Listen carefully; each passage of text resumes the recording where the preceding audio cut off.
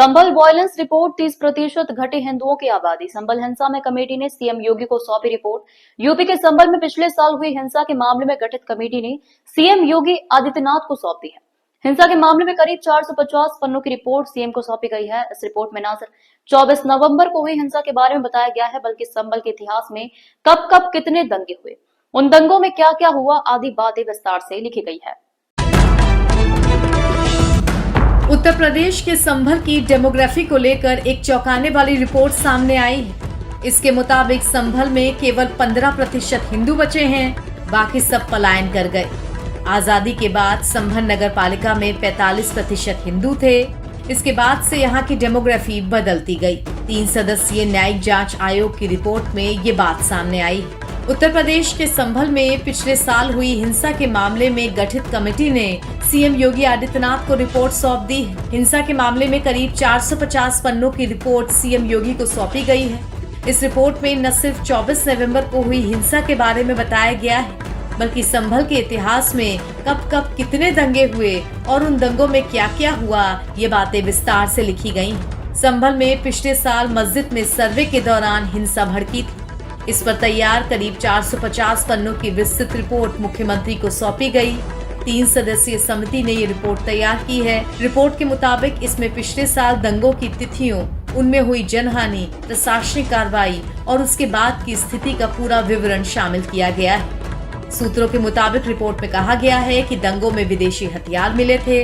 Report में made in USA हथियार मिलने का भी जिक्र है। सूत्रों के मुताबिक रिपोर्ट में लव जिहाद, दंगे और सामाजिक गतिविधियों से धर्मांतरण का भी जिक्र है।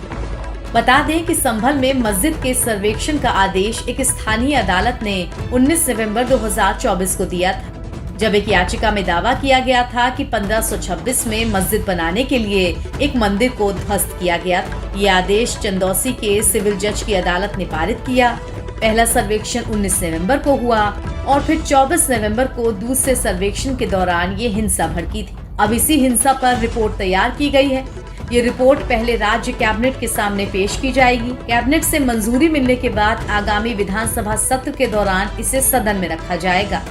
माना जा रहा है कि इस रिपोर्ट में हिंसा के कारणों, प्रशासन की भूमिका, खुफिया तंत्र की नाकामी और भविष्य में ऐसे हालात से निपटने के सुझाव दिए गए हैं।